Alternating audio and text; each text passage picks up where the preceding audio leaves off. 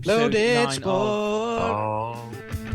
Does he sit second, man? No, I don't think he does. I think Kevin Keegan probably sits second. Oh my God, what a scandal. Austin Eckler versus the Cards. Go and fuck the lot of you. God, Eckler.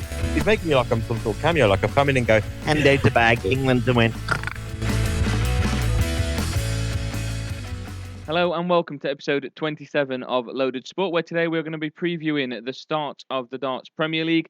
Also going to be looking towards the start of the Rugby Six Nations and the return to Premier League action after the FA Cup weekend last weekend. Joining me to go through it, three gents that we're all becoming more and more familiar with. We'll start by introducing Sam. I know you said you weren't feeling well earlier, mate. Are you feeling better now? Yeah, a bit better, mate. Thank you very much. Still a bit throaty, but yeah, we power through, don't we? But yeah, thanks for asking. Not a problem. Skin, how are you doing, mate? I'm all right, mate. Thank you. How about your lovely self? I'm doing all right, thank you. Eager to get through and talk a bit more about the conclusion of the transfer window and, of course, the start of the Premier League darts a little bit later on. All happening, mate, innit? We've got all sorts happening over the next few days. What a wonderful time to be recording a preview show. Absolutely. And Blessed. welcoming Kemp. You all right, Kemp? Mr. Dawson, Mr. White, man with the mic. How are we doing? Glad to have you back, mate. Glad to have you back. Thanks, How you mate. feeling? You better? I know you're off. I'm all right. Yeah, no, I'm absolutely fine. It's just, I don't know, time of the year, time of the month maybe. That things just very, very busy and start to feel a little bit run down. So I thought I'd have a night off because I don't want to be contributing to Loaded Sport when I'm not 100%. So I'm back. I'm ready to go. Let's crack on because this episode, it's Loaded Sport. There's lots and lots of sport to talk about, so let's get to it. It is, mate. And if it makes you feel better, we absolutely smashed it without you, so don't feel too bad. Oh, I always knew. Never in doubt. Got Mudgy, didn't we? Mudgy guest appearance. Got Wait, Mudgy hang for on. You NFL, say you yeah. smashed it without me. Does that mean Adam weren't here? Yeah, good to have you back, prick. Right, Crack on. It's too early for this. let's start by talking about the conclusion of the transfer window, and it may have been a little bit too late for Everton, having agreed a deal to bring in Sean Dyche as the new manager. Who could have predicted that one happening? And on deadline day, got rid of Anthony Gordon to Newcastle. However, didn't really get around to replacing him. So we're going to kick things off. Sam, your opinion first of all of the, I'd say, poor transfer window for Everton. I mean, I'm going to start with sign anyone. Yeah. No, but it's still a transfer window, isn't it? It is, but yeah, obviously Sean Dyche has come in. They brought him in 2 or 3 days before the window closed. So yeah, any kind of buy, I don't think would have really been his man, would it? I don't think so. I kind of get the late. There was not really any late push to try and sign anyone. They've obviously lost out on that Jan Juma or whatever his fucking name is. Yeah. Binned it, didn't he? Binned it big time. Didn't want out to do with him, which I can't really blame him at the minute. Anthony Gordon just seems like a proper fair weather boy, doesn't he? He's not interested getting sleeves rolled up, and from what I've seen of him, I don't think they'll miss him. I think they've actually got a bargain with him, to be fair, 40 million. I think Newcastle have done, they've been absolutely fleeced. I don't know what you lot think of that, but yeah, I'm not impressed with it. Not been too much impressed with him, to be honest. Yeah, I completely agree with that. He's got a lot of hype. Was linked to, was it Chelsea in the summer for quite a large fee? I think it was almost double that. It was, if I remember rightly. And he's not had the best of seasons. And yeah, Newcastle bought him 45 million, which for me, we've spoke a lot about Newcastle's progress and their use of their newfound wealth and all that. And I think this is the first signing that I've seen from them where I've kind of gone like, really? This doesn't seem to be as smart as the rest of the signings they've made. But we know Eddie Howe and his team are phenomenal coaches. They're in great form. You know, maybe with the right coach and the right guidance, he'll turn into a top player for them because he has got a lot of hype and he's obviously got that for a reason. You know, we may not have seen it ourselves on certain Everton highlights we've seen or games that we've watched, but there's clearly something there for him to be getting the acclaim that he's got over the last few months. I think from my perspective on this one, you know, I think Adam mentioned there that they've not had a very good window and wanted Sam's thoughts on that. I think getting £45 million for Anthony Gordon, I think that's a great deal. Yeah. Great deal for Everton. And you say, you know, not a good window. I mean, if you're not going to bring anyone in, you know, what you want to do is you want to sell high for more than players are worth. And that's what they've done. I think I completely agree with Sam. Bringing anybody in before the end of the window wouldn't have been Dyche's man. Wouldn't have been the right thing to do, I don't think. And I don't think Everton's problem is they haven't got the players and they haven't got the talent. I think it's just maybe the attitude being lacking and maybe a little bit of a lack of leadership, which Sean Dyche will, most definitely implement. So yeah, again, I don't think it's obviously not great that they've not brought anybody in, but it's perfect to describe what Everton have been in the last few years, a very badly run club. And hopefully for Everton fans' sake, Sean Dyche can come in and do what he seemingly did successfully for many years with Burnley, and that's keep them up. So, that from the Everton side of things. But from the Newcastle side of things, you mentioned there, Dawson, I mean, if I'd paid £45 million for a player and I was relying on the manager and the coaches to coach him to a certain level, that's a problem there. If I'm paying £45 million for a player, I want him to be not ridiculously far off the end product. So we'll see how it plays out. He was tipped as like a very, very big player for the future, wasn't he, as well? So I think he's not really shone too much this year. I know he's been in an Everton side that's been underperforming, 19th at the moment, but I can't help but feel that leaving it till this late to bring in Sean Dyche and then him not really being able to sign anybody because of how late it was left, and then getting rid of a player with so much promise, I think they've effectively just signed their own relegation. That'd be a shame, wouldn't it? There's a long way to go, and we've already discussed when Lampard was still in and it looked like he was going to be leaving. We spoke about potential replacements, and I think more of us said Sean Dyche would be the right man for that situation than didn't. Lampard had just signed a 7-year contract if Sam was chairman. Yeah, so let's give him a chance. But it's I'm sure we'll talk about it next week on the review show, but it's not the best game to start with, is it? Playing Arsenal, top of the league, it doesn't get much harder than that. I suppose the slight advantage is it is at Goodison Park. They are very hostile at the moment towards the owners, but I'm sure they will try and get right behind Sean Dyche to give him the best possible start. Can any of you lads see them getting a result this weekend? I can't, but it's a free hit, isn't it? It's a free hit for Everton to this weekend. They're at home against Arsenal, and no one's expecting them to win this one. And I think they've got new managers. New managers come in. New manager syndrome is a real thing. That them players is a man's man, isn't he?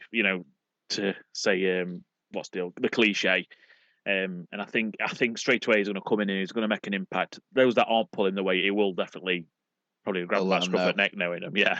And I think you know what it's. I mean, save it for wild card, but it's the sort of game that I could potentially see that being a wild card prediction, just because it's got the makings of it, hasn't it? They've got no right. They're at home. They've got a new manager. I think that they'd have a potential. It's a free hit to Arsenal at the end of the day. Well, you speak about the wild cards, and we will save it and we won't spoil it. But if there is one man that is going to be eyeing up that fixture, it is the man that holds Sean Dyche close and dear to his heart, and that's Adam.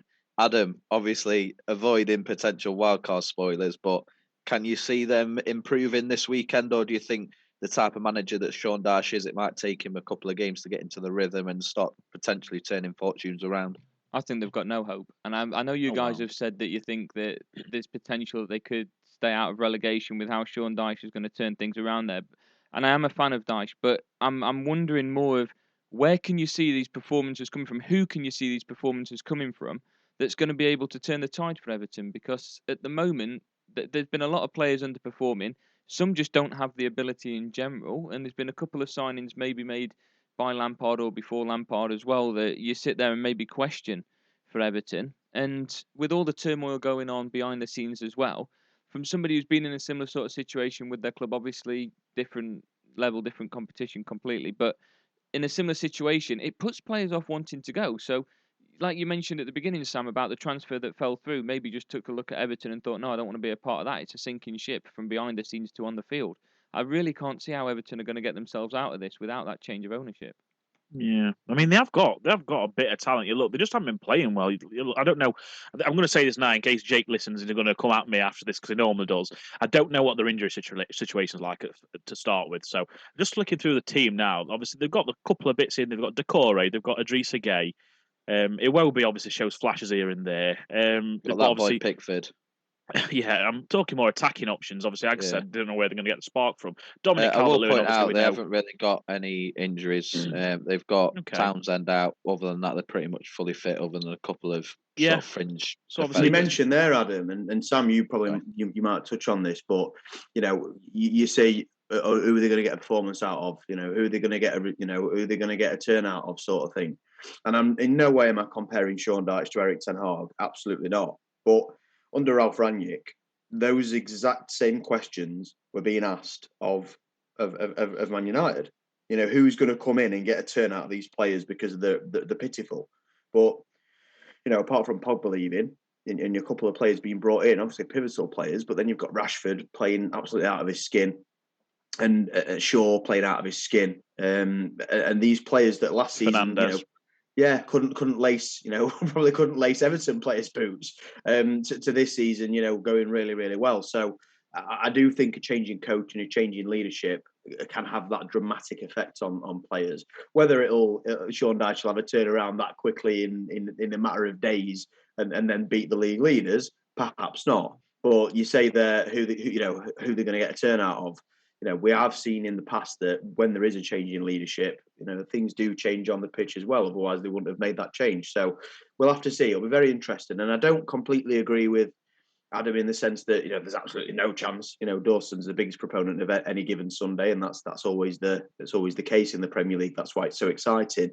But at the same time, it's going to be very, very difficult for Dyche to come out of that game with any points. But like you say, Sam, completely agree. It's a free hit. He can say to his guys, these are top of the league. Show me what you've got. Show a bit of passion and desire, because if you don't, you won't be starting for me next week, because I'm looking at you with fresh eyes. So it's a very interesting situation, and I'm looking forward to seeing how it plays out.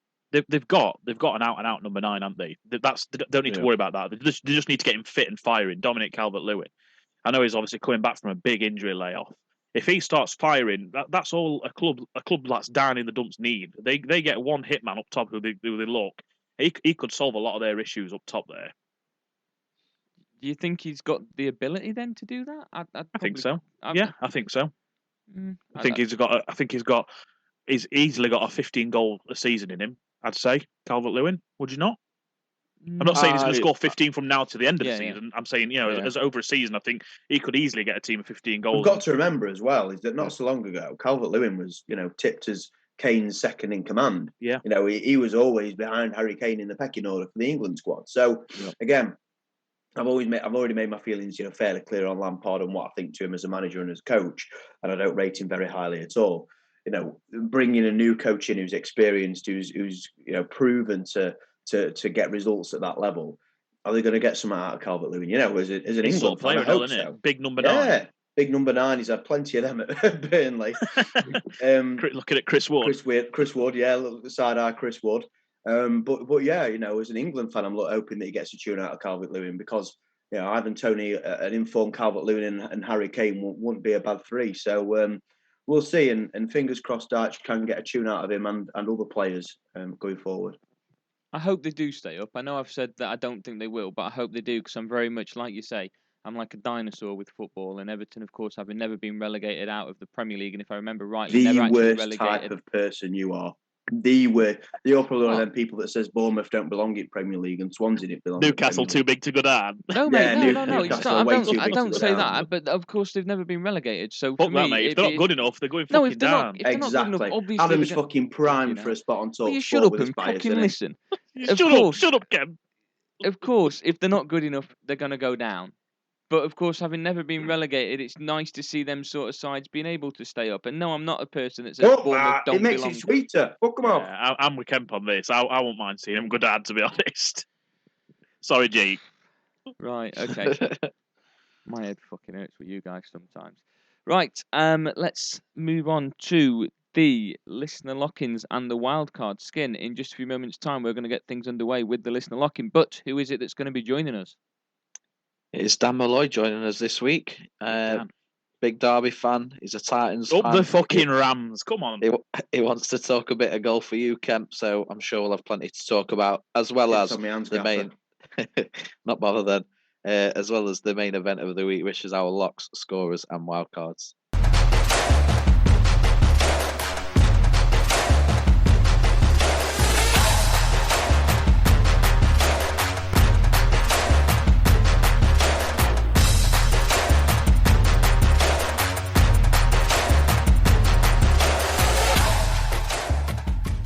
Welcome back to episode 27 of Loaded Sport. It is now time for the 5th listener lock-in. Welcoming Dan Malloy. Dan, welcome to Loaded Sport.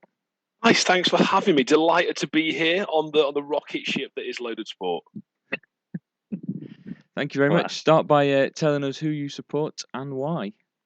I'm a Derby fan because fucking Rams. Come on, fucking come on then. Let's have you. I was born there. There's nothing else to say on that one. And Aljosha Asanovic is the greatest player to only ever play one season for any club ever. What a boy. What's your fondest memory as a Derby fan then? Probably my first game actually, and it wasn't a league game. There's not many pleasant memories as a Derby fan when you're my age. Apart from the Harry Wilson free kick against Man U was pretty magical. But no, my first game, I think I was it was still at the baseball ground because I am that old. And it was Martin Taylor's testimonial, our goalkeeper, against Everton. We were losing 1-0 at half time and we won 4-1, and Martin Taylor took the penalty to score the 4th goal. Love that. That's retro memory, that is. And that is me then kind of looking at it going, goalkeepers can take penalties, because I was 6, 7 years old, whatever it was. So yeah, probably that. And I think that was one of the last games in the baseball ground as well. So you can't forget a sweet memory as well for all Derby fans. Obviously, last season, in fact, getting saved because it looked very real that we were going out of business, didn't it? At one point. Well, yeah, and then Chris Kirshner. As soon as he came in, I already knew a lot of the stories that was going on because I'm obviously massively into my golf. He loves golf, doesn't he? Dropping that in there for Kemp. But Slink.io sponsors so much of the PGA Tour, and there was already a lot of talk in a lot of podcasts that I listened to. This guy doesn't appear to be doing these things, and now apparently he's trying to buy a football club in the UK.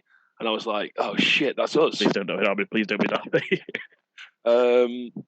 So yeah, I mean, obviously it was great, sort of how it ended up, and Dave's come in, and I think Klaus, what a boy, fucking what a guy, huge fan. But yeah, I was working for a company who was looking at, or we were supposed to be doing some work for Derby, but it required looking in. This is when Mel was still there, but it also required us looking at their books. Oh right, oh god, that didn't make pretty looking, did it? Well, as soon as we sort of said, well, we need to look at your books and know what you're spending, the conversations ended quite quickly. Dodgy fucker. That relationship burnt down, at which point me and a few of the guys I was working with, we were all Derby fans. We were like, oh, that's not good. That doesn't sound good. You seen Iceberg earlier then, did you? Early enough that something wasn't quite right. I mean, I don't want to go too much into the Lampard season, but I'm not really sure how you afford those three and, live to tell the tale, as it were. Or four, including Frank, obviously. Yeah, you want a lot of money. So Dan, go on, Aggie. No, you're right. I didn't want to interrupt. I was just going to ask, we've talked a lot about the past and fond memories. What's your thoughts on this season? Because the summer was tough. Obviously, Sam's a big Derby fan. A couple of our pals are as well. And there were a lot of concerning and depressing conversations last season in the summer with points deductions, relegations looming, and whether or not they were going to be a football club this season. They look on paper, especially over the last sort of 15 games or so, to have turned it around brilliantly. What do you think the future holds over this sort of the next season or two for Derby? Legitimately, at the start of this season, if we stayed in League One, I saw that as a win. Agreed. I would that was 100%. I had so many people. We obviously all know Sheffield Wednesday fans, Jay Young, of course, Liverpool fan, and they've all put money on Derby to go straight up. I'm like, fucking, you might as well just light up that money because it's not happening. If we make, do you still believe that? No, I mean, well, do I still think? Do I think we're going to go up? Not for the top two, obviously. Mate, I fancy it. I fancy it bad. My mind has completely changed. This last couple of weeks, we've got this run together. I just think I don't know what's telling me this, but I'm just telling Plymouth are going to drop off at some point. I'm telling you. I appreciate the optimism, but we are still Derby. You know that, don't you? I know. And it's the hope that kills you, and I can't do it to myself. No, but the and thing unfortunately is, now Sam's back to you. You're definitely not. Yeah, exactly. What have you done to us? Nail it, coffin. That is. No, but to be fair, exactly what you were saying though. I said mid-table. I said, if we can just hover around mid-table this year and just stabilise the club, and then next year push, for a playoff spot, automatic. But it seems to be far better than that. And I'm thinking, you know what, we're here now. We may as well fucking go for it. Well, at the end of the day, I think, obviously, I know Liam left, talking to him like he's my best mate. Rossini left, obviously, at the start of the season. But all the players he brought in, they're all on 2-year deals. Do you know what I mean? Connor's in on Hurahan's in on a 2-year deal. They're all in on 2-year deals. So that just said to me from the start, is that right? Okay, you've got a season to figure it out, and then we're going up next year. Which is fine. Bless Liam Rossini as well. He brought in some talent there.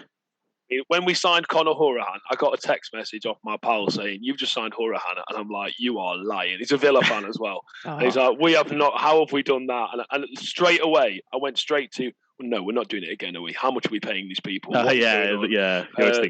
But the panic absolutely set in. The panic set in. But I mean, look. Curtis Davies is a Rolls Royce. What can we say? What a guy! That's my evergreen, bless him. What a human! Best centre back at Derby. I'm not going to say that. Eagles team match. I've watched him play. Always. So if we go up to the playoffs, I would obviously be elated. I can't see us going to the top two just because they're just playing really well. It's just you've got to wait for them to drop some points, and I just don't see where any of the three of them do it. To be honest with you.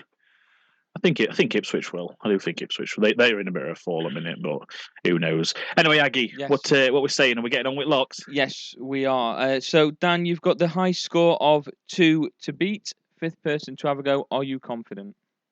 So many people have done preparation, and I'm not. I don't admit to being like the best of football knowledge. So there's loads of people that are far more qualified than me, and look how badly they've done. So you're right, mate. I'm only on 45%. Exactly. So look, if I get 1 or 2, I'd be very happy with that. If I get any score prediction, I will take that to the bank. Score predictions where it's at, but they take some doing. They do. Right, so, we'll let you kick things off then. So your lock team, first of all, so the team you are most confident in winning this weekend, any game between Saturday and Sunday. Manchester United to beat Crystal Palace. Ooh, okay. Man U back-to-back weeks. Chris Murray went them last week against Reading. Interesting that with them drawing 1-1. I know it was a very, very late goal for Palace, but recently they have took a point off them. What's your thought process there? Casemiro is back for a start. He's playing, which is obviously a good start for anything. And I'm reasonably sure Wan-Bissaka lives in Wilfred Zaha's head. He does well against him. He just, there was that particular interview where I think Zaha said that he sort of turned around and realised that, Aaron was behind him. And thought, anyone but him. Shit, there's the only person on the pitch who can pull off that sort of drag round tackle. I mean, I've looked very briefly, but I just think they're in good form. Rashford's in this sort of freakish Rashford thing that he sort of does every now and again. Ten Hag's playing a beautiful tune.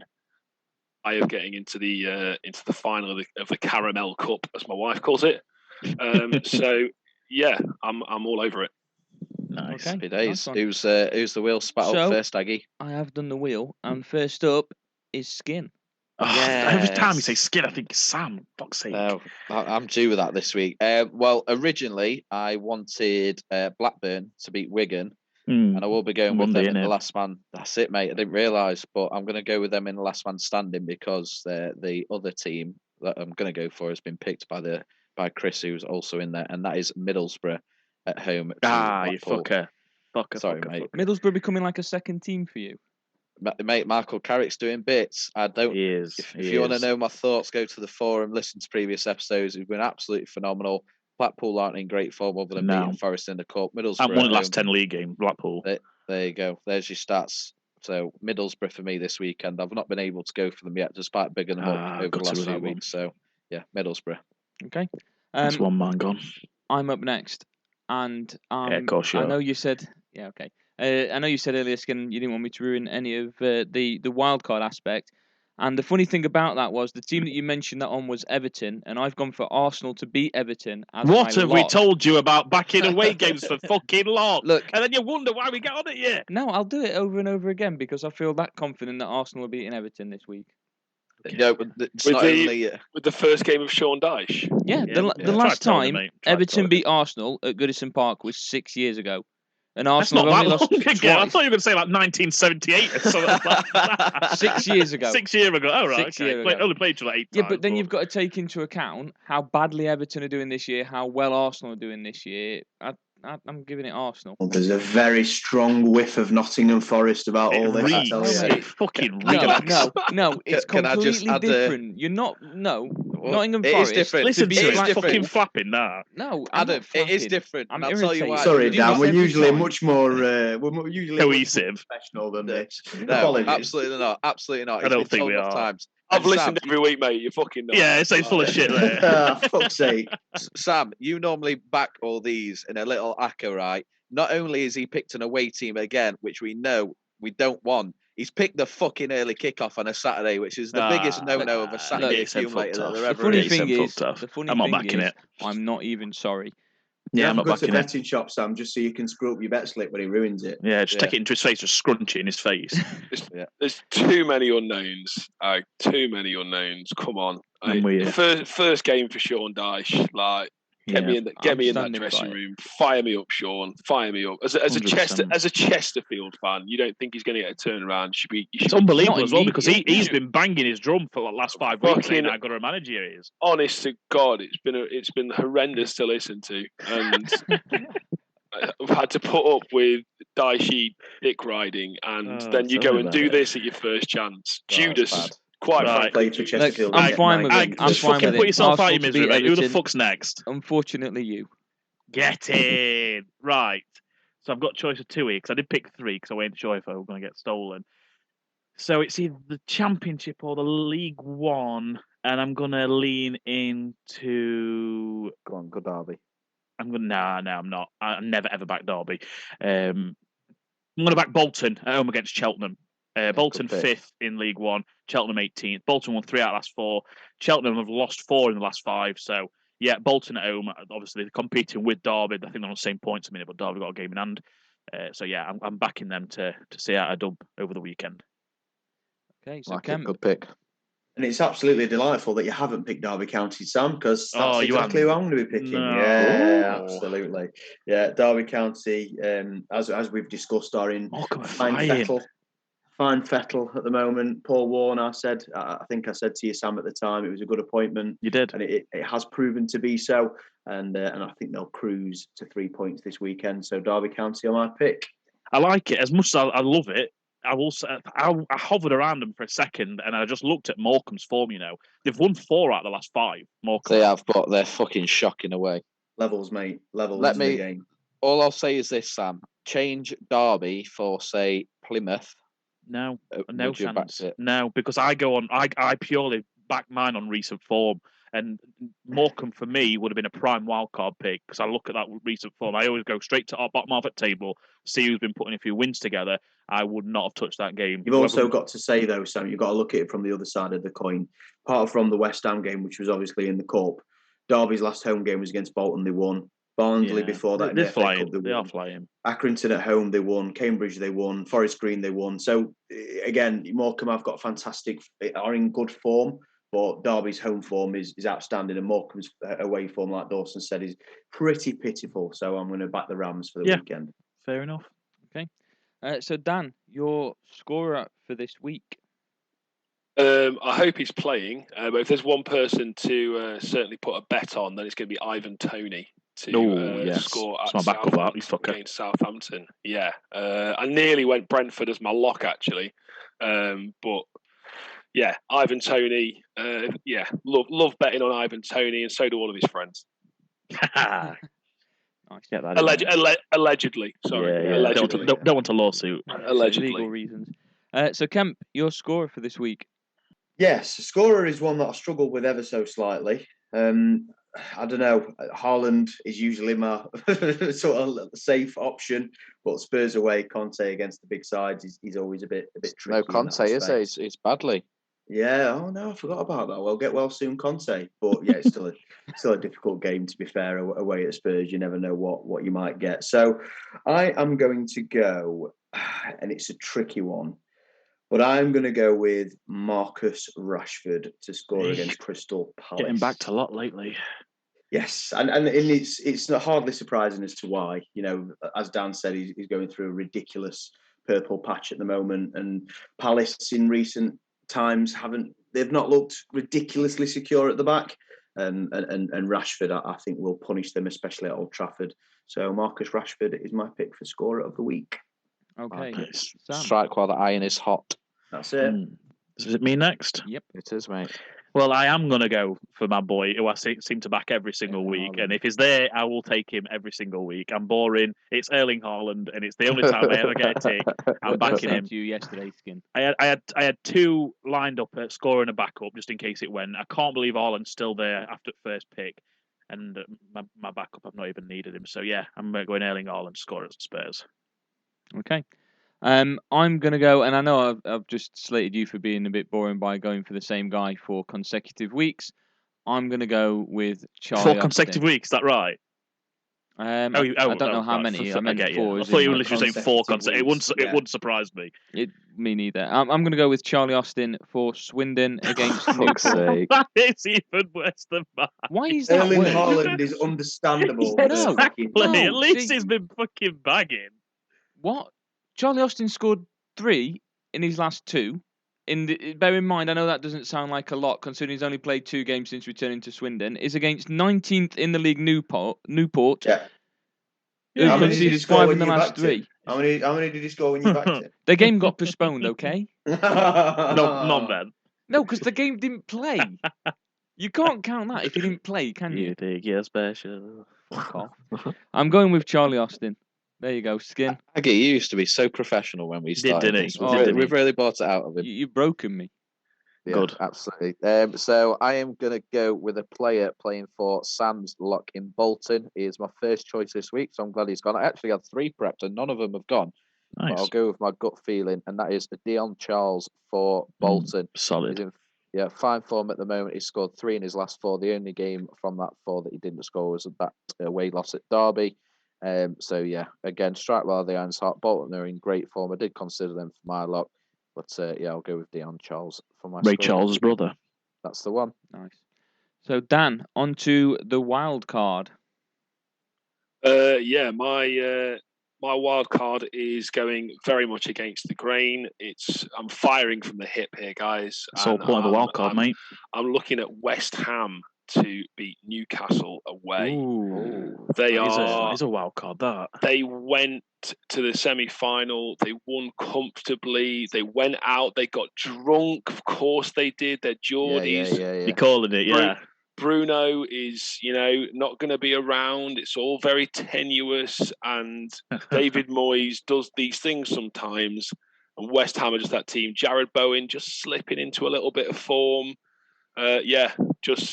Firing for the hip. Could be egg on my face this time next week, but the bold one, that. West Ham at Newcastle. It's made me believe based on that. West Ham it is. I'm all in. Okay. Skin, you for your wild card. Yes, mate. I had 2 preps, but naturally I'm going to take my first one, and I am going to guess I'm taking off someone, I think. But got to be, and it's coming. Burnley away at Norwich. I'm good. No, those odds, and I questioned whether that's wild card. I questioned that. I saw the odds, and I nearly had it for the exact same reason that they are always disgustingly out. But yeah, fair. It is very close, but we define the wild card as the team that is not the bookies' favourite, and Norwich are ever so slightly the bookies' favourite. Surprising, I thought so, but I'm going to take advantage of that. Burnley won the last 5 games, scoring 9, conceding 2, top of the Championship. We've said enough good things about them. Norwich, just outside the playoffs, they're not a bad team by any stretch of the imagination, but their home form isn't anywhere near what it has been in recent seasons. They've not won in 8 home games. They've only won 1 in the last 11 home games, actually. So I fancy Burnley this weekend to carry on their fine form. Okay. I think mine might just need double checking that it is still a wild card. At the time of me checking, it was a wild card, and mine is Sheffield Wednesday to beat Plymouth. Give me in 30 League seconds One. to tell us your reasonings, and then I'll tell you to change it. The Owls were unbeaten in the league in 18. The last Wait, loss. what did you just say? Sheffield Did you say Wednesday. Sheffield Wednesday to beat Plymouth? Yes. Mate, Sheffield Wednesday They're are nowhere top Plymouth near at an undercard. 4-1. Hang They're on a nowhere minute. At the near time a of wild me card. checking, At the time of you fucking backing. Yeah, it's not changed that Checking. much, pal. they Mate, were they'd have they been weren't favourites. You favourites. put a fiver on Wednesday, you get £8 back. You put a fiver on Plymouth, you get 23 quid You back. Well, silly that's bastard. changed Are ridiculously. you living in the since time then. warp? No, Is that mate. what the I problem is? checked. I 100% checked. Just Yeah. Are you sure every you don't give mean me you want grief over Plymouth? every fucking pick I select. Right, I'm going for my backup then, and that's Southampton to beat Brentford. Guess what, mate? Play the game properly. You won't get on your back. I do play the game properly. Stop giving me grief for nothing. Right, Don't think that's the definition of a wild card, mate. Southampton to beat Brentford then is what I'm going for away from home.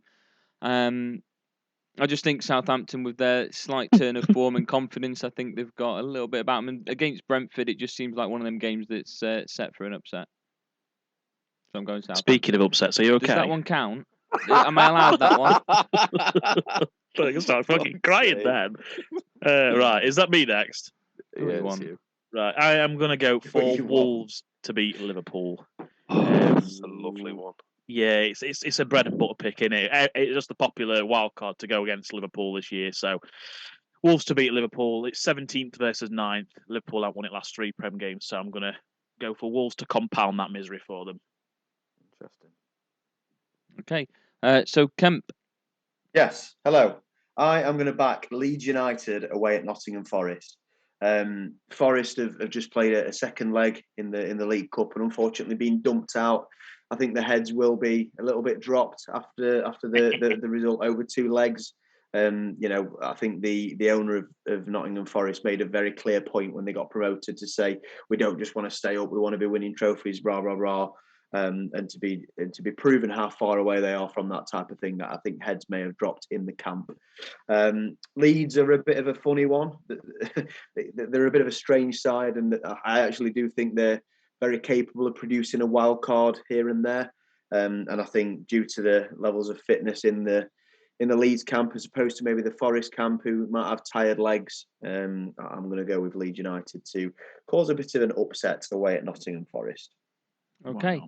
So that's the locks, the scorers, and the wild card. So, Skin, over to part 2 of the listener lock-in.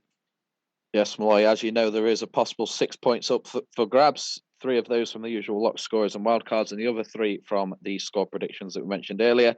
As always, your first one is for the game in which the team you support is playing. So please give me your score prediction for Derby versus Morecambe this weekend. That will be Derby County 2, Morecambe 0. Morecambe cannot travel away. They lost, I think, 1-0 to Port Vale away. I mean, they seem to either batter people at home or get 1-0 to Ipswich a couple of weeks ago. I think it's going to be reasonably comfortable. Not sure if McGoldrick's back from injury, so it could be a dodgy one with James Collins up top. I fancy Tom Barkhausen to bag, and we'll look. And I'm quite confident in seeing Connor get up there and do something.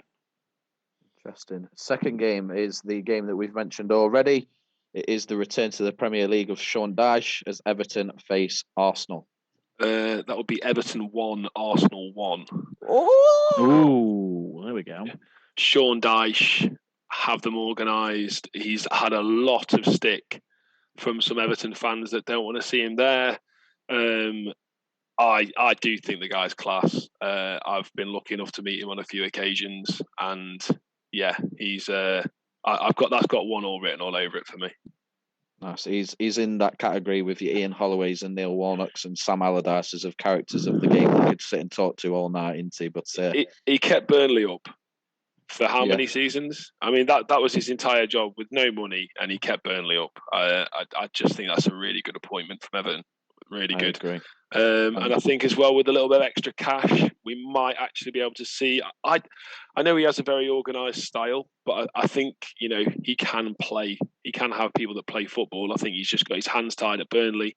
So hopefully, keep them up this season and potentially see a more organised and hopefully a more fluid Everton team next year. I completely agree. I've always thought that he could do well with a bit of a higher caliber of play and a bit of money to spend. So completely agree with that. And the third and final score prediction to complete a score of, well, a possible score of 6 is the prime time game of the weekend: Tottenham versus Manchester City. I've got that as 3-0 to Man City. I think Conte's not on the sideline. I think that's a huge loss for Tottenham. The man is a maverick, and he runs that team from the sideline. I think without him, they're going to look lost. I just can't. I hope I'm wrong. I really do hope I'm wrong, because I actually really like Tottenham. They're kind of like my little soft spot team in the Prem sometimes, but I think Man City now realise that they need to go out and win every single game to go and do this, and Erling Haaland is a freak. Fair enough. So just to confirm your picks, your lock, Manchester United, your scorer, Ivan Toney, your wild card, West Ham. You've got Derby to beat Morecambe 2-0, Everton and Arsenal to fight out of a 1-1 draw, and Man City to go to Tottenham Hotspur Stadium and get a convincing 3-0 win. So we will, as always, review them next week. We'll keep the updates coming for the leaderboard, and hopefully you'll be the new leader come early next week. But it's not gone great so far. We'll see. Happy to get one if that's all it is. I'll take one at this stage. 2 would be lovely. 3 or more will be.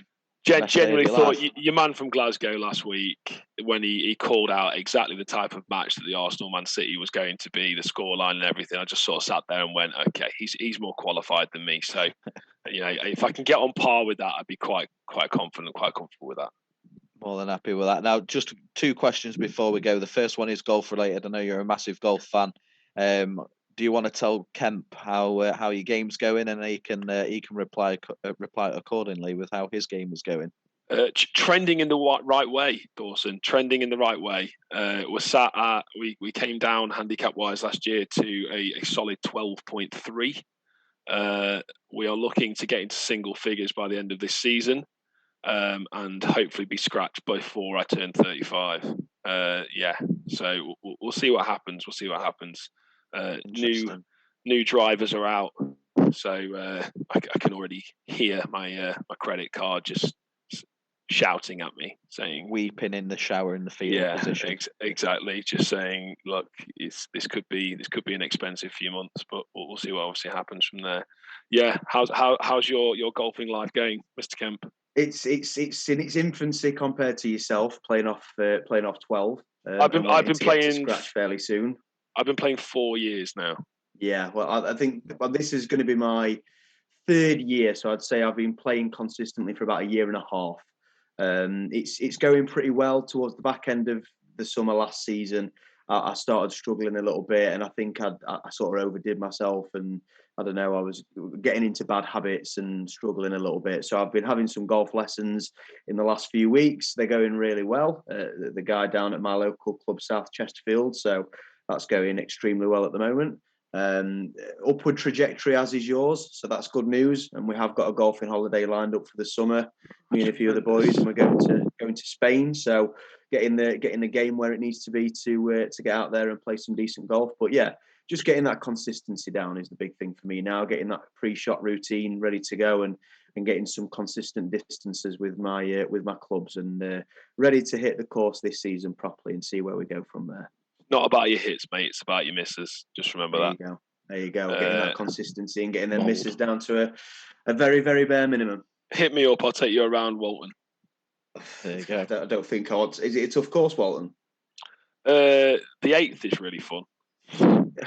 Right. Okay. That's the 8th tragic then. No. It's like a 160-yard par 3. But the green is about half of Everest below you, so you just sort of stood up there at the top of this hill, looking down, going, nice. I don't know what to hit. So yeah, but I bet when it's good, it's really good on that hole. Yeah, I mean, I wouldn't know. Yeah. That's the truth. I wouldn't know. Yet to find what I need to do there. Yet to find that. Yeah, it's an ever-evolving game, but glad to hear it, mate. And we'll see you on the course one day, hopefully. It's a shout. Sam mentioned the word bold there, and he's right. Kent probably wear a hat to Spain, otherwise it might be a few days of sunstroke. I'm actually going to be wearing 3 and factor 100.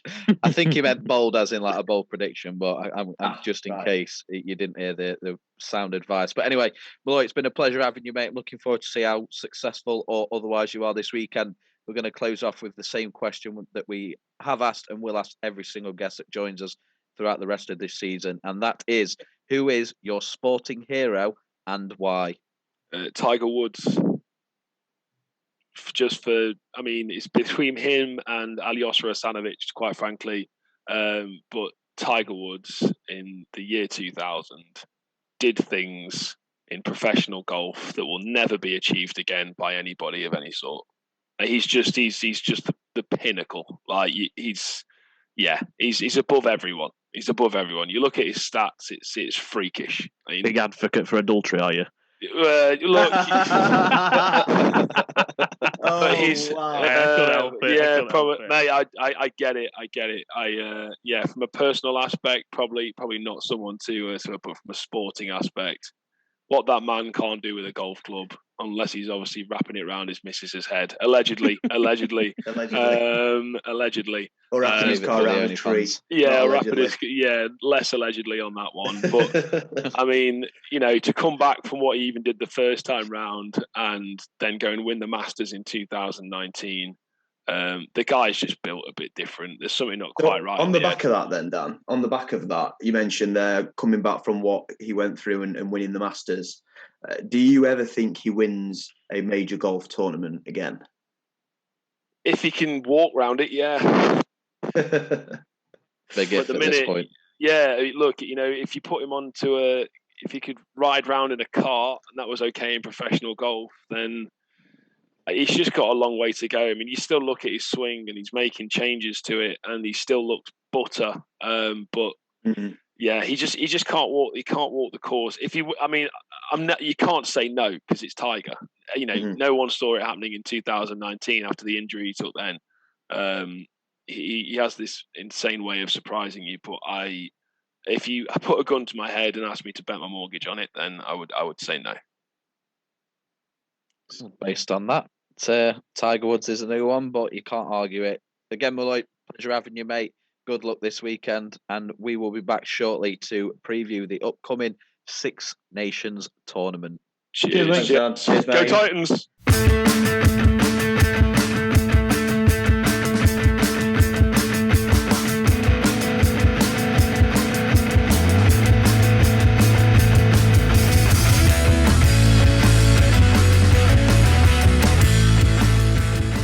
Welcome back to episode 27 of Loaded Sport. Now, this weekend, the Six Nations gets underway ahead of the World Cup taking place in France later on this year in September.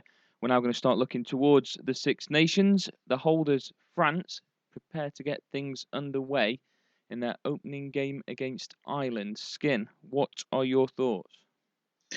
I'm going to be open and honest, because as much as I like to think I've got a good knowledge of a lot of sports that will help me do well in our adventure on this podcast, rugby is not one of those sports. So I've gone and been a bit of a journalist, Adam, today, like yourself, your bread and butter. Probably better than me, to be fair. Yeah, I've gone out and done some questioning, gained some knowledge. And what do you mean it's not hard? You got a piece of paper, mate, and a lot of time in your life that should say otherwise. But anyway, I've reached out to a few people and, like I said, gained some opinions and some knowledge that are vastly better and probably more accurate than anything I can say, because the only the only memories or knowledge of rugby I've got is Johnny Wilkinson's winning field goal against Australia in 2003, and then so 20 years ago this year. Wow, depressing. So that's everything. So I'll just chuck some comments out there, and then we'll go from there. But Mudge, who's sadly not with us this evening, but he's kept it nice and to the point. He said France will win it and Ireland will make it difficult. England are cheats. So England not in the best position. Sam, I know you were going to mention the fact that they've changed coaches recently. What kind of impact do you think that'll have? I think it can only help. I think under Eddie Jones, they were really struggling. There were a big outcry for him for him to get sacked, and eventually did in December. I think they lost something like 27-13 to South Africa. Steve Borthwick's obviously taken over as head coach, and it's a completely new staff, so we'll see. But I think there's quite a low bar for England coming into this, so you never know. I mean, you mirror it to the football when we've in previous gone into a tournament with a low bar, and it's always been a pleasant surprise when we've done things like that. So just going up purely a football experience, because I'm the same as you, very little rugby knowledge, but yeah, a low bar. They're completely starting again, and they're definitely not tipped to be anywhere near winning it. Definitely no Grand Slams, but yeah, let's see how they do. Yeah, I think England are 4-1 currently with the bookies, but it's just one of those things. World Cup later this year, as Adam said, they were the runners up in 2019, so this hopefully a bit of prep and a bit of time for the coaching staff to really figure out what's going to work for them come September in France. But one of those things that could work is the introduction of Ollie Hassel-Collins into the England men's rugby team. Liam mentioned it in the forum earlier, saying that he's a sevens player. Saw an article on him. He's seen a few bits of him. He looks really, really good. And with a couple of people that would normally play in his position being left out, they're going to need that help. And it has been announced today that he will be starting against Scotland. So nice. It's a great shout from Liam. And Liam's prime scout there, isn't he? Bless him. Prime scout on the incoming rugby talent. So I'm sure a lot of people, including the coaching staff, will have their eyes on him and what he can do for that team, not just in the Six Nations, but certainly in future tournaments. Liam does say, though, a lot of people have gone France, and we'll get into that, but Liam has said that he's got Ireland winning it. They've recently gone to New Zealand, who, as we know, are the dominant country in rugby union, and they won a test series there. So Liam said that absolutely. And he said if you can win a test series in New Zealand, you can win any competition anywhere. So it's a great setup for them now. I did reach out to my rugby correspondent, my rugby connoisseur, who I spoke to earlier today. Her name's Abby. I work with her, and she's a big rugby fan, and she'd asked if we were going to be talking about it, and that's one of the reasons we've ended up sort of discussing the upcoming Six Nations. But she also goes France for the win in the Six Nations, and again calls it being close with Ireland. So that seems to be the common theme. Is that Liam lone wolf in it? Is he with Ireland? He's lone wolf in it with Ireland. But yeah, players to watch. Again, a lot of people saying the same sort of names really. Dupont and Aldry for France leading the way. They seem to be getting a lot of mentions. I don't know if Six Nations has got sort of a player of the tournament style trophy at the end, but that could be something to look out for with them. But yeah, majority of people, it seems to be France, and then like I said with Liam, it's Italy. Smithy as well, he said France should win comfortably, so he's even more comfortable with the potential of what France can do. And he said, similar to what you said there, Sam, actually, about the changing coaching, he's quite interested and intrigued to see what England can do in this tournament. Wales and Italy, which I think, just sort of my slight knowledge, will be fighting for the wooden spoon, and that seems to be common. And then I don't think he sort of really knows what can happen with Scotland. They could be pushing for that top three, or they could be struggling to get away from that wooden spoon. But yeah, he's very much like we've said already. He said it should be a good tournament, and it should give people a good idea of where teams are leading up to the World Cup. But yeah, starts this weekend, as you said, Aggie. France seem to be the overwhelming favourites. They are the slight favourites with the bookies, but yeah, be interesting to see. Just on that topic, obviously, while you mentioned Wales there, I'm going to bring up a bit of a sensitive issue here. But what's you boys' thoughts of the Wales in-ground playlist removing Delilah due to domestic abuse connotations? I'm going to be completely honest. I think it's bollocks. I think it's obviously no one's going to sit here and condone domestic violence. That's not what I'm saying at all. But I think a song that's referencing something from years gone by that's become part of their furniture in Wales. It's one of their national anthems as such. I think for me, I personally think it's bollocks that it's been removed from the stadium. I'd be interested to hear what you boys think of that. Adam, have you got that? You're a big Tom Jones fan, so you're probably better to speak about that than I am. I think mine's going to be a bit biased. I'm going to stand by like what you said, Sam, and say that it is absolute bollocks. It's effectively their equivalent of Swing Low Sweet Chariot, isn't it? Yeah, and by the way, that's a slave song. That song is years gone by. That was originally a slave song. So we're not old airing out of dirty laundry and being all whiter than white, it's that's a slave song, Sweet Chariot. But yeah, I as a Tom suppose Brady the fan, I message think- there is that let's be consistent. Yeah, I think for me, it's something that like has become synonymous with Welsh rugby, hasn't it? Like you say, they sing it across all sort of fixtures, and I think in a similar sort of fashion, it's like what we did at the World Cup. I know I'm going to relate it to football, but Don't Stoke it's where my City knowledge is as well sing it. potentially, but think so. it's where my knowledge really is. Of course, at the World Cup, at the Euros, "Sweet Caroline" became an anthem, didn't it? Really, so I think it's something similar, and I think it might put them off ever so slightly not having that sort of background support that they're familiar with. Yeah, I mean, can you imagine telling a stadium full of barely Welsh tanked up rugby men that they can't sing a particular song? I just think it's Honestly, I don't think it's going to happen. I think they're going to sing it anyway. yeah, that's what I'm saying, 100%, and I hope they do. To be honest, I hope because they've removed it from the stadium, so they're not going to be playing it in stadium. But I don't think they're going to stop them fans singing it. Should they actually want to? Nope. Yeah, it's a strange one. It's not the first time that we've seen something like that, but I think it's a fair point there, Sam, with what you mentioned about the England song. Like, if we are at a stage where we're gonna, obviously times are different at different times and things have different meanings in different times. But if we're saying now that looks like on paper it is potentially, not making domestic abuse look like a good thing, but you know what I'm trying to say. Yeah. Like, we need to be consistent across the board with that. And yes, some people won't want certain songs removing, and England won't want Sweet Chariot removing. But like, if they're doing it for that reason, like, you can't really do it for one reason and not another. That's what I think anyway. But it is what it is. Consistency is key. Absolutely.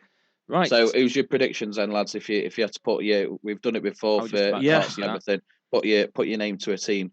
I'll put my name to team. I'll go first. Then I can't not go by what the boys have all said in the forum. As you say, I'll back their knowledge over mine on this any day. So I'm happy to go France, defending champions. There's a World Cup coming up, obviously in September as well. That's in France. I just think there's a bit of a France buzz going around at the minute, and I think they're going to go back to back on that. Fair enough. Go on, Aggie. I didn't realise that Liam was such a big rugby fan. I know it's going to sound bad, but knowing Liam and knowing his knowledge, don't hate Liam at all. And knowing his knowledge, Mate, you were slagging him off at football yesterday. Right, knowing his knowledge now, I'm going to agree with him and say Ireland on his advice. You're backing him, mate, Lynn Wolf. Yeah. Well, I was Johnny Sexton prime, and I'll stick with saying that, Liam's point there about Ireland recently winning a Test series in New Zealand.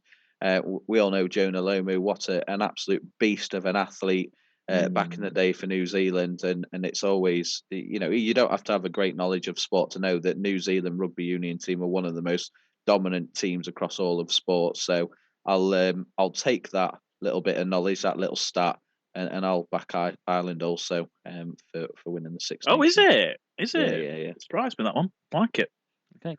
Lads, thanks very much for the insight into the Six Nations. In just a few moments' time, we'll be back to discuss the starting of the Premier League of Darts.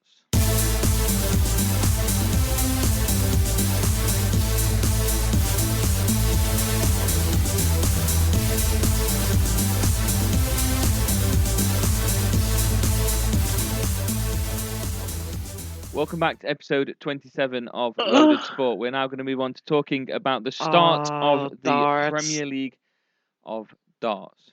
And just before we do start talking about the 8 players that have made it into the competition... 109! You sounded more like Alan Partridge on Russ Spray then. Sounded more like Ali McCoist than Kemp did last week. Right. We've started. He's not listening. It's all good. Right. Skin, I'm going to start by asking you your thoughts on a couple of players that have missed out on being named in the Premier League. As we know, only 8 players are named. In fact, before I start asking you about those players, for those that aren't aware, because it's following a new concept, isn't it, at the moment, the Darts Premier League. So I'll let you just explain that and the changes. Talk us through it. It's not new anymore because it came in last year. But yeah, before it was a tournament over multiple weeks that was basically a league format between the 8 players. You'd get to finals night, which was the final week. It's played every Thursday evening. The top 4 would play in your semi-finals and the final. And then, obviously, the person that won the final would be the Premier League Darts champion. Now, they did mix it up a little bit last year, and me and Kemp have discussed this in the past, and we discussed it last year. We went to Sheffield to watch it last year, and the format is so much better.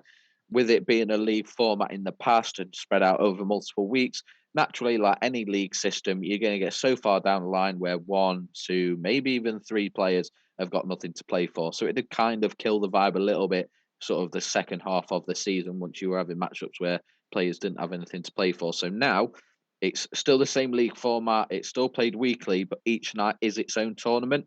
So there's an opportunity now, instead of just getting 2 points for a win on your night, if you win that evening, so there's 8 players, you've got your quarterfinals, your semi-finals, and your final, you get extra points if you win the tournament, and also £10,000. So even if in the second half of the season, you've had a shocker and you can't qualify for the actual Premier League finals in the final week, you're still playing on that evening for £10,000, which is good.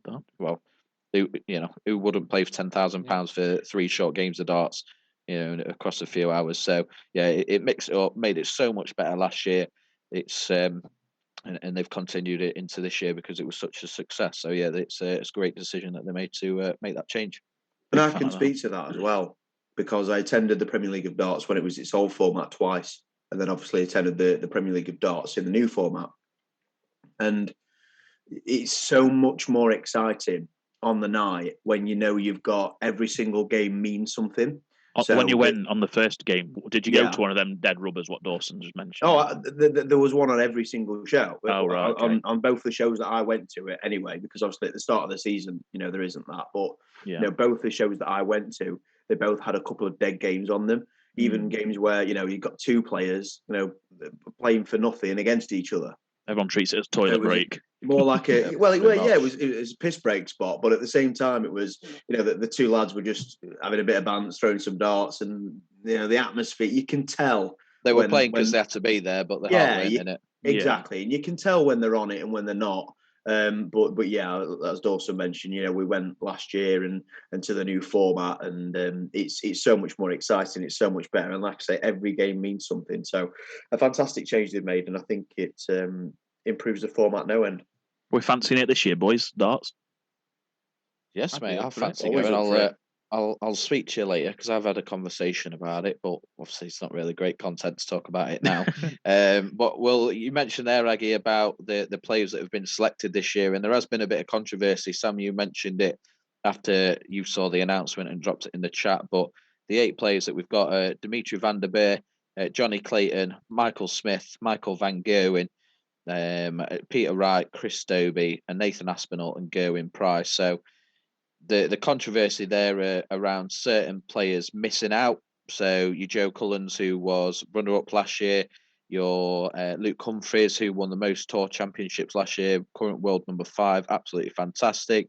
And a couple of other players in there as well. Whoa! Here we go. Wow. How dare you not mention Stephen? I know what's coming. I know it was coming. How dare you? Miss my boy out on that one. Never. Sorry, Stephen Bunting as well. When I went to watch the Premier League, and Stephen Bunting was playing, I think it was the second time that I went. Bunting's music came on, and I absolutely popped massive, and nobody else in the arena gave an entire shit, and I was going absolutely ballistic for him, bless him. And I believe he did come out to "Bird is the Word" as well. Yeah, he does. He does. That is. Yeah, it is. Yeah, that's was his entrance. That's it. Fuck's sake! What's he doing? He's my boy. Peter Griffin, isn't he? But Griffin. A lot of people moaning about the ability of some of the players that have missed out. I mean, me personally, I can't be arsed with Van der Beer. Yes, he's done all right in tournaments. Yes, he got to the semi-finals of the Worlds, but he's never entertaining me. His dancing annoys me. He's just got that I just don't want to see him. I'm never invested when he's playing. So from that perspective, there's definitely other players that I would have rather seen. But in the days since the announcement, a lot of people have talked about it and sort of put realistic and reasonable explanations, and they do go across Europe. It isn't just played across England, so it is trying to cater to sort of all the different fans across Holland and Germany and everywhere else that are going to be playing over the next couple of months. So I do understand that. It's just an 8-player tournament over a number of weeks in different venues. You want the best of the absolute best, don't you? So I suppose from that perspective, it is disappointing to see. But no, look, it's a great tournament. It's something that was brought in by Hearn about, alongside snooker, alongside the work he was doing in boxing with his son Eddie, about rejuvenating and really sort of bringing these sports into the modern game, and it's paid off massively. It's now seen as one of probably a top 3 most prestigious tournament in the sport. So that tells you everything that you need to know, and it packs out arenas across the UK and Europe on a Thursday night. So it's not very often something would do that, is it? No, absolutely not. When I was younger, someone used to say I used to look like Adrian Lewis. Absolutely fuming. Oh, mate, that used to be my fucking favourite for quite a while back in there. Yeah, I loved him. Big fan. Yeah. I didn't know to do with that, so I searched him all like, you fucking taking piss. Little interesting fact for you is his nickname is Adrian Jackpot Lewis. And the origin of that jackpot nickname is because he went to Vegas when he was 19 or 20 and he dropped some money in a slot machine and won jackpot, but couldn't cash it in because he weren't 21. Oh, so no. That's where someone else did it for him, or I don't know. Just he couldn't have it. So yeah, that's the origin of his jackpot nickname. I just thought I'd get that in there with you mentioning. But anyway, 8 players, plenty of weeks, plenty of points, plenty of money, and that big Premier League trophy at the end is the one to lift. It is starting Thursday night. So we're at night 1 now, lads. Who, if we go around the room, is your prediction to lift the Premier League trophy later in the year? Sam, I'll start with you. I'm going to go for, you know what, I'm a bit outside the box here, and I am going to go for Dobie.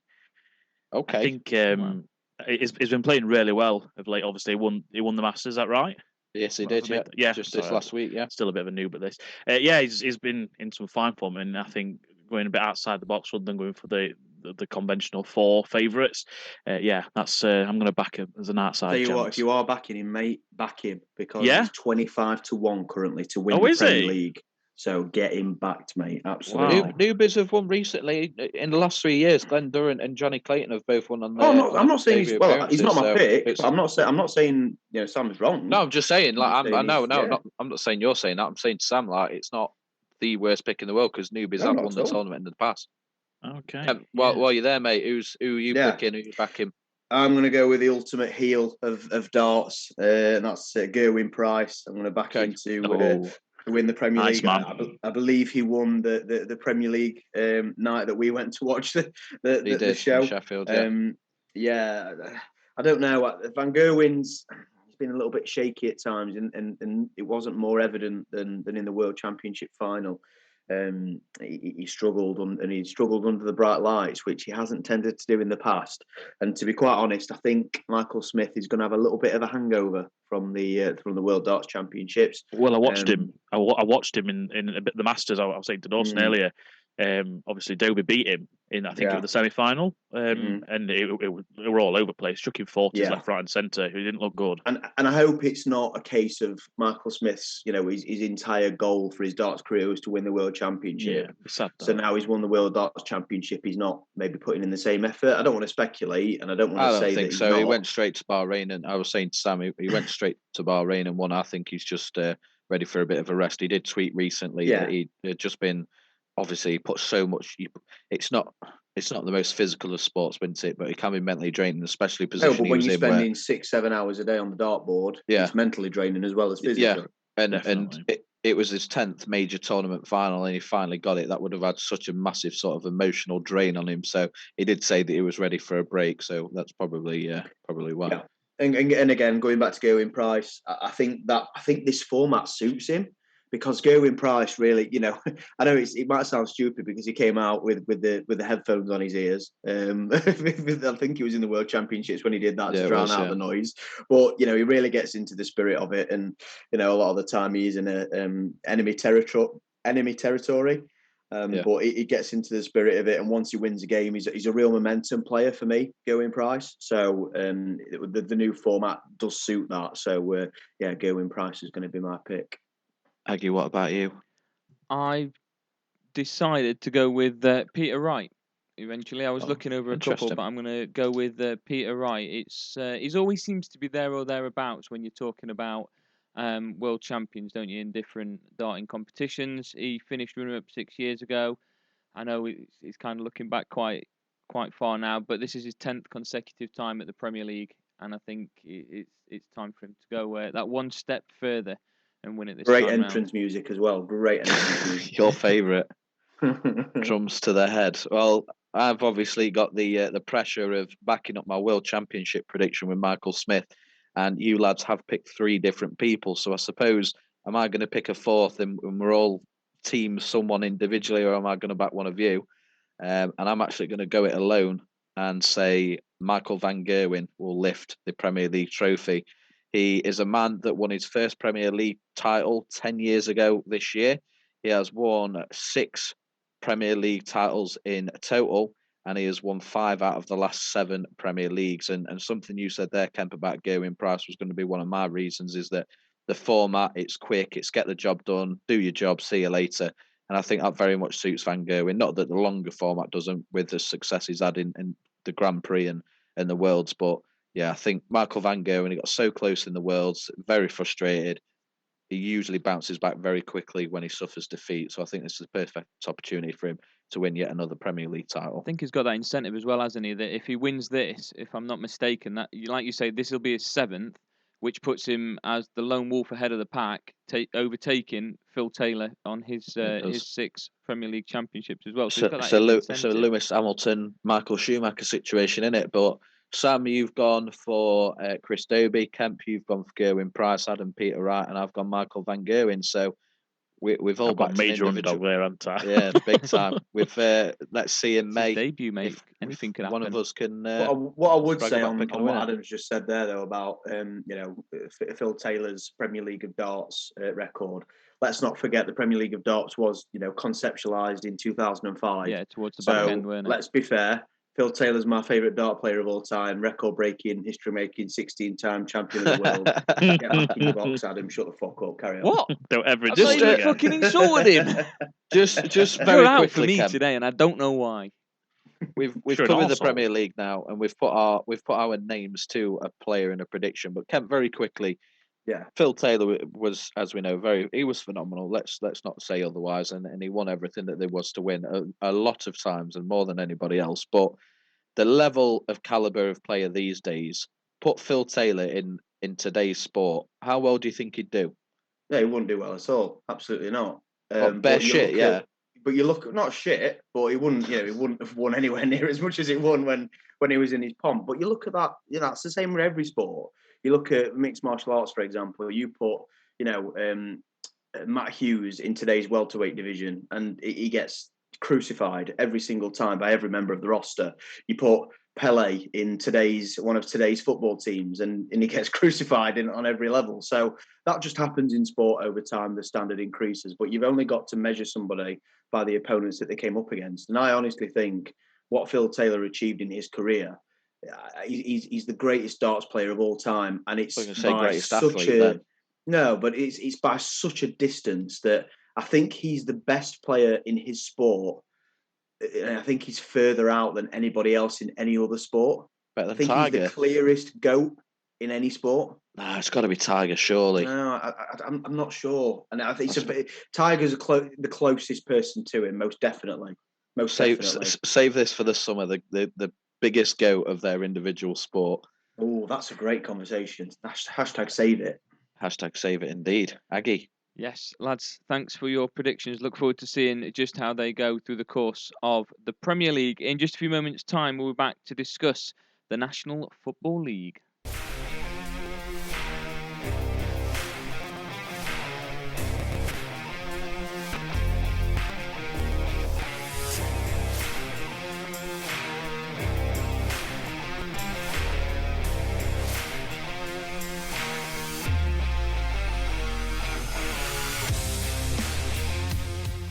Welcome back to episode 27 of Loaded Sport. We're now going to start talking about the National Football League and the news that was announced earlier on this week. After winning 7 Super Bowls, the MVP of the Super Bowl 5 times, and the NFL MVP 5 times, Tom Brady, for the second time in consecutive years, has decided to retire. No, you're all right, mate. Come and give us a hug, mate. Come on.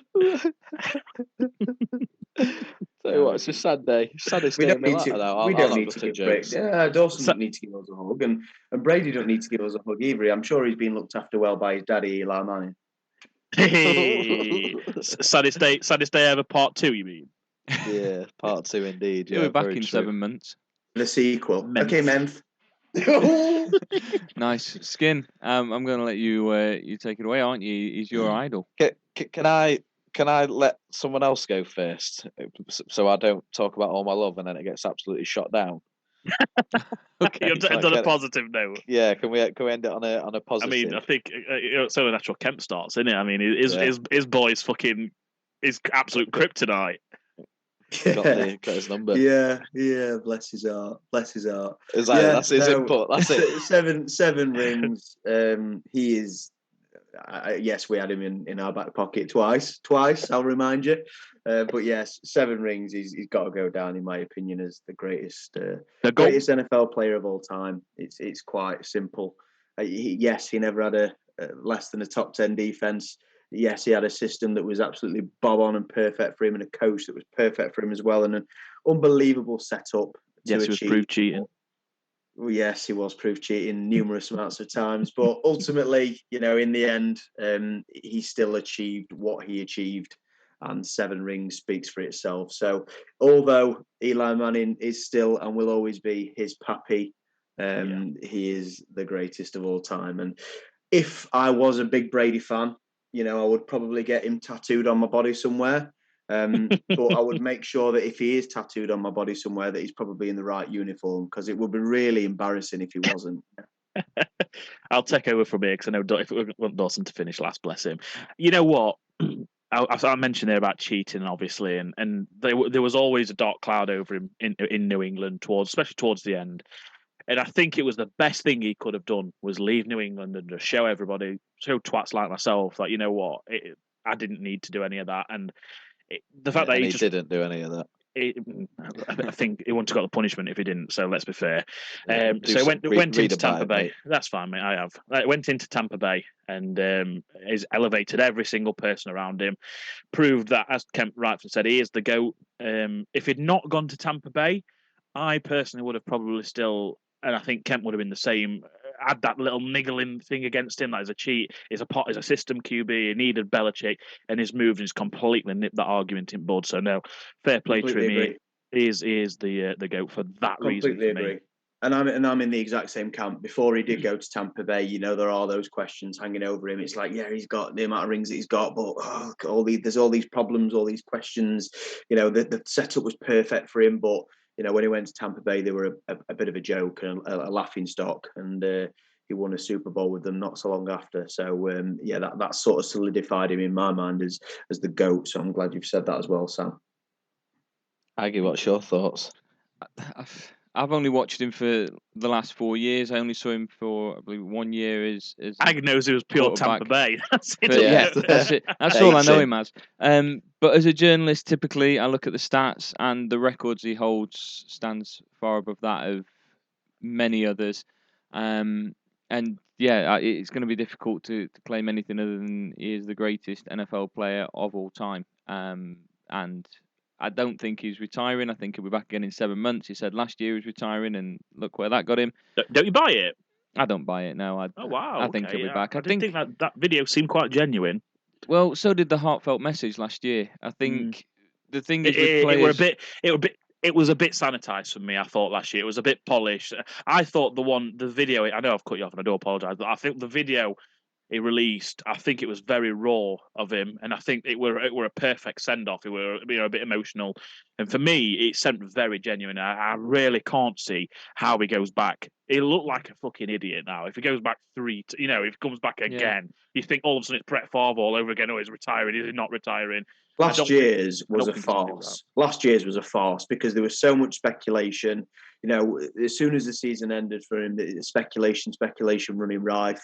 Didn't do anything to dissuade it. Came out in the media dropping little hints and people asking him and him giving little side eyes and little winks to the camera and stuff like that. Mate, I'm retiring for now. I might be back. But I completely agree with Sam in the sense that he's not. There'd be no rumours. There'd be no speculation. Obviously, there's always going to be speculation when you're 45, but there'd be no speculation fueled by himself.